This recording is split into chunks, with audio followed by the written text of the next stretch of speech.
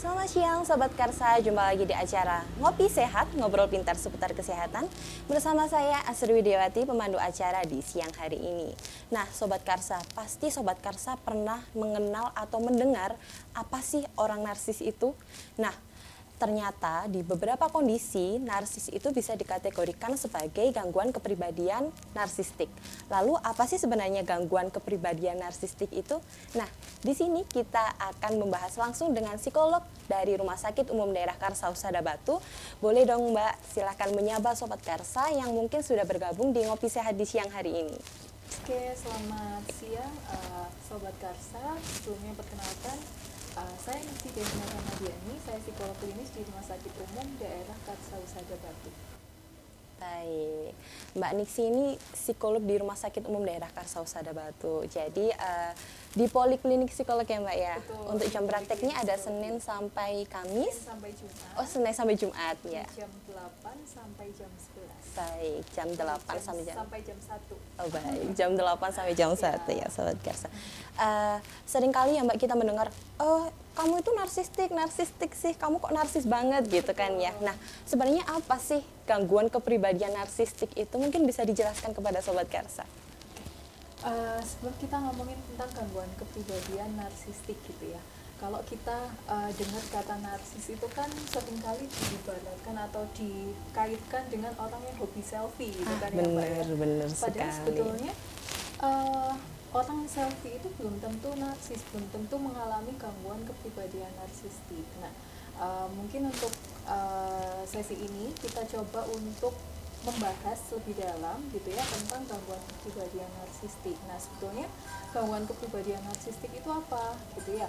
Jadi gangguan kepribadian narsistik itu adalah pola kepribadian di mana seseorang itu sangat memuja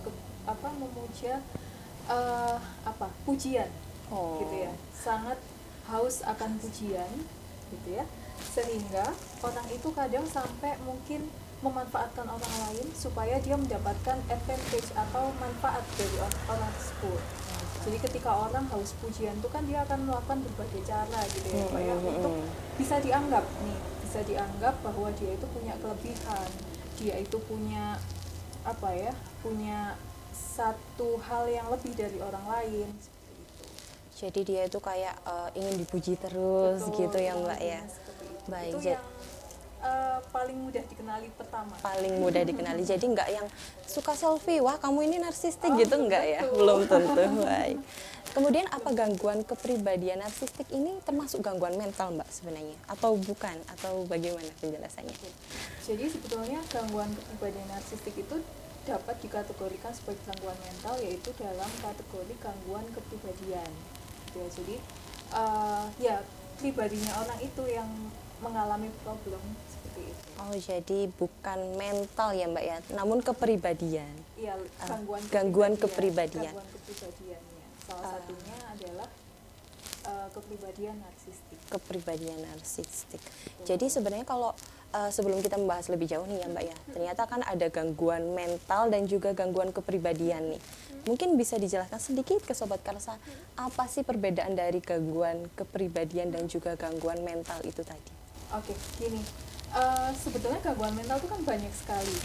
Salah satu di dalam gangguan mental itu ada namanya gangguan kepribadian. Kayak misalkan ada gangguan mental itu kan salah satunya gangguan kecemasan, depresi, kemudian gangguan mood, kemudian schizophrenia, misalkan seperti itu. Ada lagi yang namanya gangguan kepribadian. Jadi sebetulnya gangguan kepribadian itu juga salah satu dari gangguan mental seperti itu. Oh baik. Cuma nanti ada sedikit yang membedakan antara gangguan kepribadian dengan gangguan-gangguan yang lain, dengan gangguan mental yang lain seperti itu. Gitu. Kembali ke gangguan kepribadian narsistik ya Mbak ya.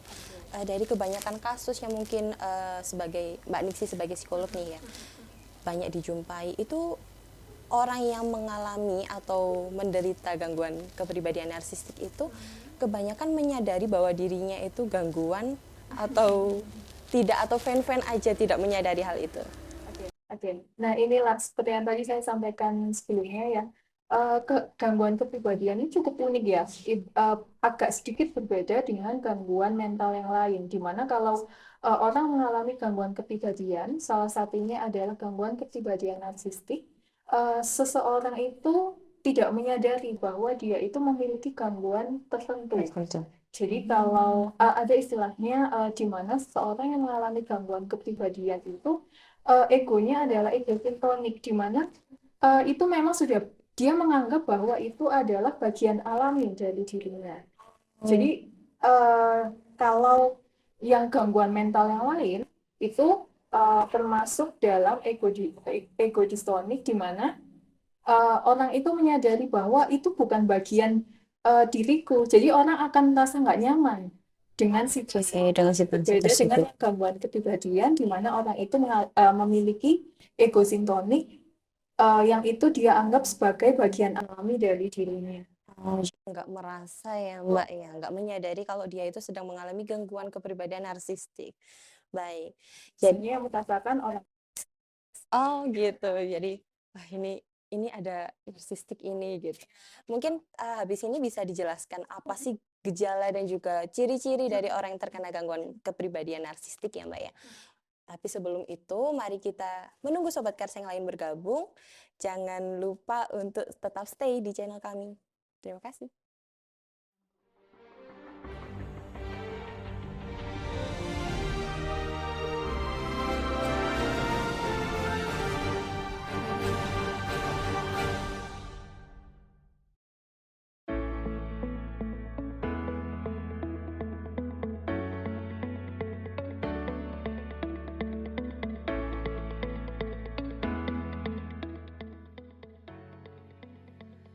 Saya Dr. Haji Muhammad Rizal, MMMKes, Direktur Rumah Sakit Umum Daerah Karsa Husada Batu. Dengan ini menyampaikan bahwa RSUD Karsa Husada Batu selalu siap memberikan pelayanan yang prima kepada masyarakat di Kota Batu dan sekitarnya dengan mengacu pada visi dan misi rumah sakit. Karena kami mendapatkan nilai 80,41 untuk indeks kepuasan masyarakat yang dikategorikan baik dan terakreditasi paripurna bintang 5, yang artinya bahwa Rumah Sakit Umum Daerah Karsa Husada Batu adalah sebuah rumah sakit dengan kemampuan pelayanan, fasilitas, kesehatan, dan sarana penunjang dan sumber daya yang lengkap.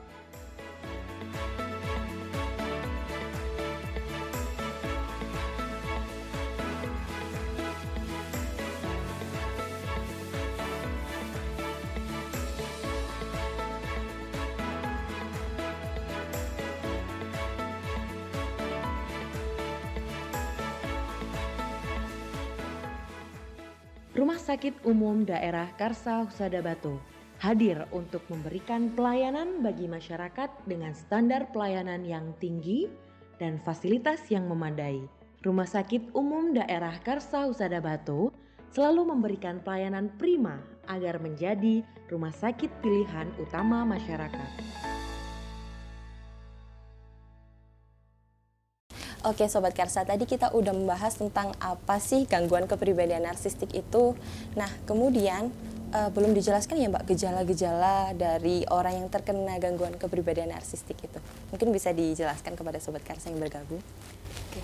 Jadi ciri-ciri orang yang mengalami gangguan kepribadian narsistik itu adalah yang pertama itu adalah orang itu merasa dirinya penting, gitu ya.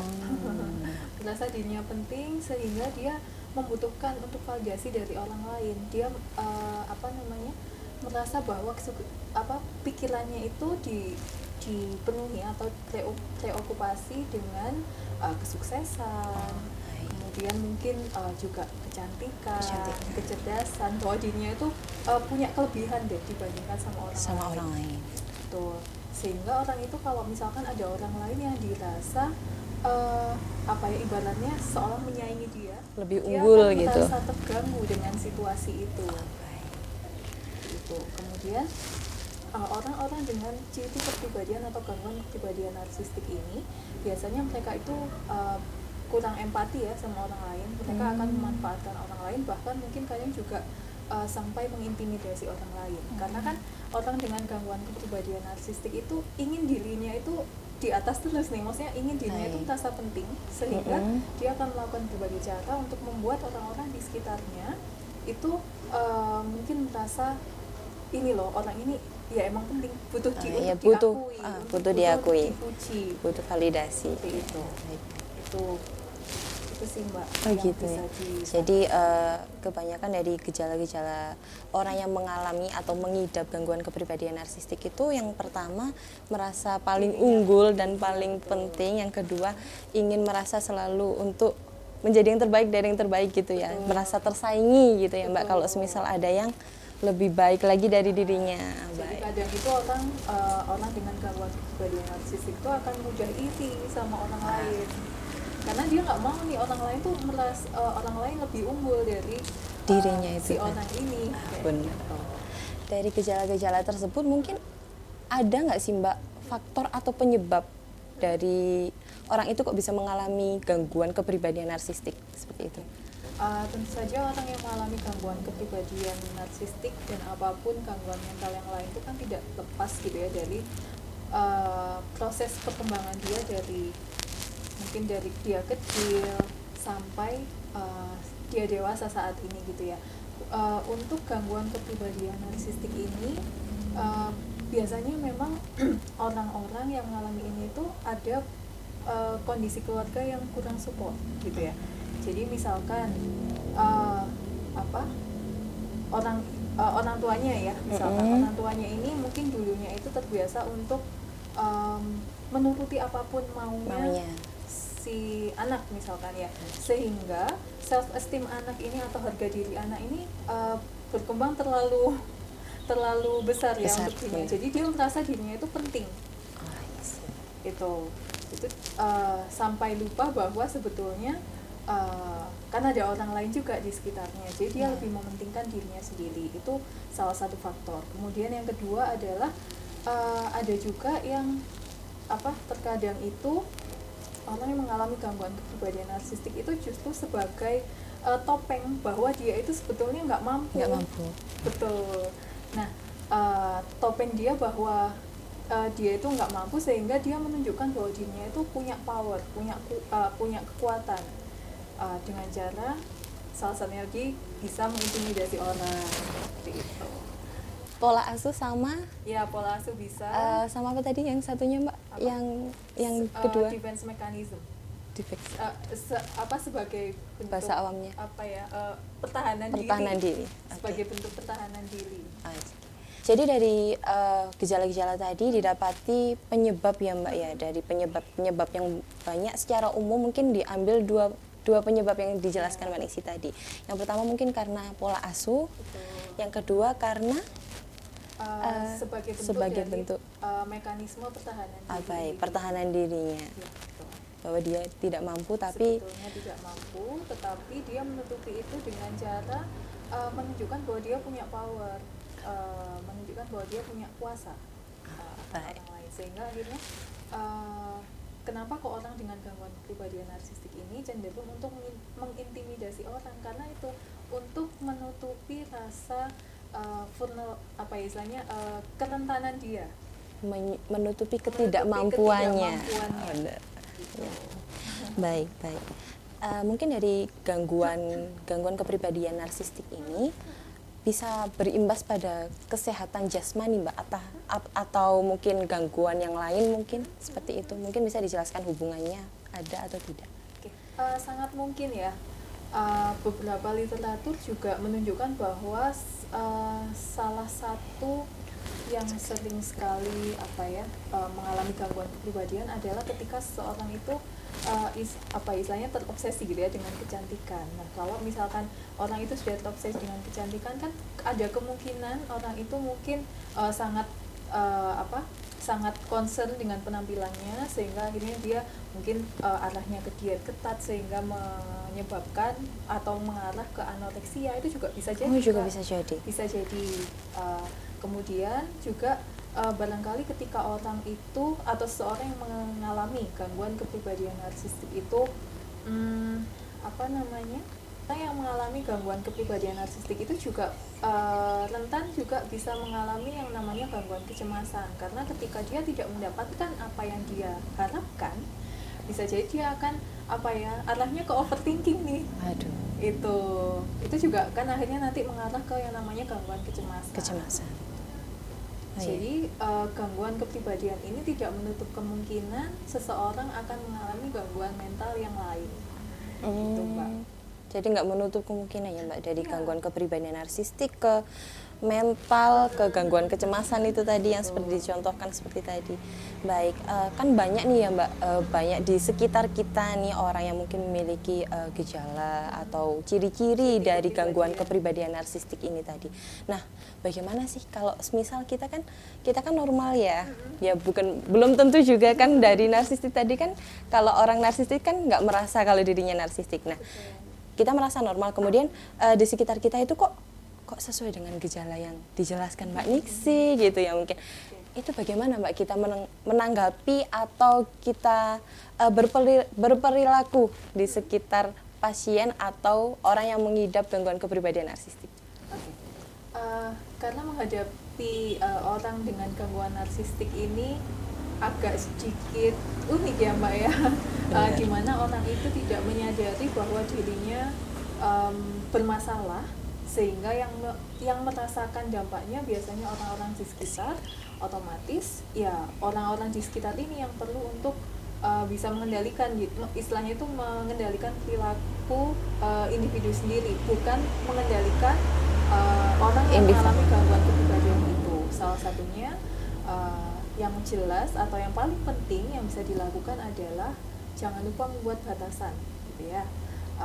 Seperlunya saja, tidak perlu terlalu dalam gitu ya dengan interaksinya dengan seseorang ini, karena orang yang merasakan itu kan orang di sekitarnya nih, pasti orang itu juga merasa tidak nyaman gitu kan. Kalau orang tidak nyaman, ibaratnya untuk apa gitu ya berlama-lama gitu ya dengan orang-orang yang dalam tanda kutip merugikan kita sendiri itu. Kemudian yang kedua, kalau misalkan mau tidak mau kita harus berhubungan dengan atau ada kaitannya gitu ya dengan orang yang mengalami gangguan kepribadian ini, ya memang pada akhirnya kita tetap harus gitu ya untuk mengikuti dia, tetapi secukupnya, sewajarnya saja.